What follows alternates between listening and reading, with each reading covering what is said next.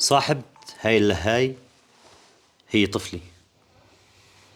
كانوا أهلها مدللينها كتير، كانوا عم يزغلوا عليها،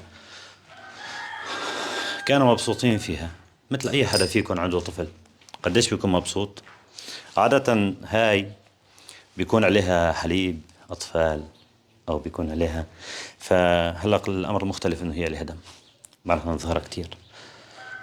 هذا الدم هو من طفلي اللي كانت موجودة في هذا البيت اللي قصفته ميليشيا أسد والميليشيات الإيرانية الموجودة في ريف إدلب. أدى هذا القصف في قرية معربليت هون بريف إدلب لوقوع ضحايا بين المدنيين وإصابات، بيناتهم صاحبة هاي الطفلة، صاحبة هاي اللهاي، وبيناتهم أيضا صاحب هاي الكنزي،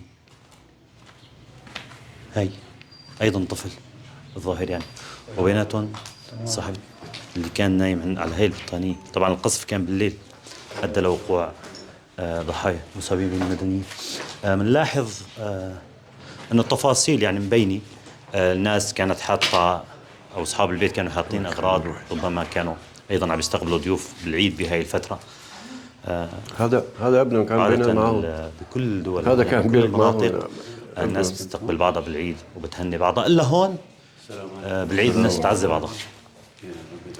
فنقول انه كل عام وانتم بخير، اما نحن فمنا بخير، بما انه هذا النظام لا زال جاثم على صدورنا. نحن منا بخير ابدا.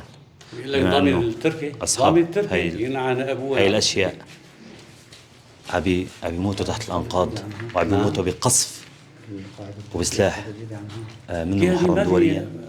شيء فنحن منا 500 بخير، متر، اما انتم فكروا وهون كمان 500.